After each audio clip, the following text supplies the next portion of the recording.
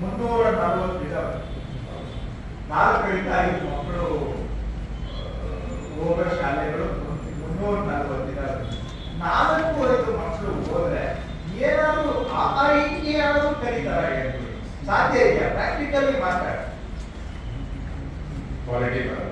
Quality ಅಲ್ಲ sir. 4 ಮಕ್ಕಳು ಇಡೀ 1ನೇ ತರಗತಿಯಿಂದ 5ನೇ ತರಗತಿವರೆಗೂ ಸೇರಿಸಿ 4 ಮಕ್ಕಳು ಅಂದ್ರೆ ಒಂದೊಂದು ಕ್ಲಾಸ್ಗೆ ಒಂದೊಂದು ಮಗು ಏನ್ ಕಲಿತಾರೆ ಸರ್? ಅದೇ ಉದ್ದೇಶಕ್ಕೆ ಸರ್. ಯಾರಿಗೋಸ್ಕರ, ಯಾರನ್ನ ಮೆಚ್ಚೋದಕ್ಕೆ ಈ ವ್ಯವಸ್ಥೆ ನಡೆಸ್ತಾ ಇದ್ದೀವಿ ನಾವು?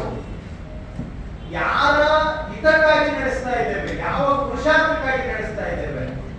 ಒಂದೊಂದು ಕ್ಲಾಸ್ ಅಲ್ಲಿ ಒಂದೊಂದೇ ಮಗು ಇದ್ರೆ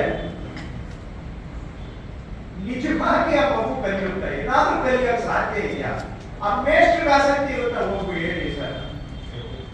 ಸುಮ್ಮನೆ ಅವ್ರು ಅದನ್ನ ಹೇಳ್ತಾವ್ರೆ, ಸುಮ್ಮನೆ ಯಾಕೆ ನೀವು ಪುಸ್ತಕದ ಬದನೆಕಾಯಿ ಮಾತಾಡ್ತೀರಾ? ಇಲ್ಲಾದ್ರೂ ನಾವು ಪ್ರಾಕ್ಟಿಕಲ್ ಆಗಿ ನಿಜವಾಗಿ 600 ಶಾಲೆ ಅಮ್ಮ ಮಾತ್ರ ಒಂದು ಕ್ಲಾಸ್ಗೆ 2 ಮಕ್ಕಳಿದ್ದಾರೆ. ಒಂದು ಕ್ಲಾಸ್ಗೆ 2 ಮಕ್ಕಳು ಇರೋದೆಷ್ಟು? 700 ಶಾಲೆ ಇದ್ದಾರೆ. 708 ಶಾಲೆ ಹೈಯರ್ ಲೋವರ್ ಪ್ರೈಮರಿ ಸೇರಿಸಿದ್ರೆ ಒಂದು ಕ್ಲಾಸ್ಗೆ, ಒಂದು ತರಗತಿಗೆ 2 ಮಕ್ಕಳು ಇರೋದು. ಒಂದು ತರಗತಿಯಲ್ಲಿ 2 ಮಕ್ಕಳು ಇದ್ರೆ ಮೇಷ್ಟ್ರಿಗೆ ಆಸಕ್ತಿ ಇರುತ್ತಾ? ಮಕ್ಕಳಿಗೆ ಆಸಕ್ತಿ ಇರುತ್ತಾ? ಕ್ವಾಲಿಟಿ ಬಿಟ್ಬಿಡಿ.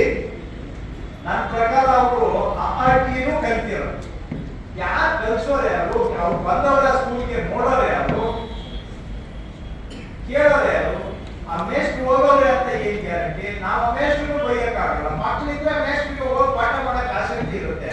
ಮಕ್ಕಳೇ ಇರೋ ಶಾಲೆಗೆ ಮೇಷ್ಟ್ರು ಹೋಗಕ್ಕಾದ್ರೂ ಇಂಟ್ರೆಸ್ಟ್ ಇರುತ್ತಾ? ಪ್ರಾಕ್ಟಿಕಲ್ ಯೋಚನೆ ಮಾಡಿ ಮನುಷ್ಯರಾಗಿ.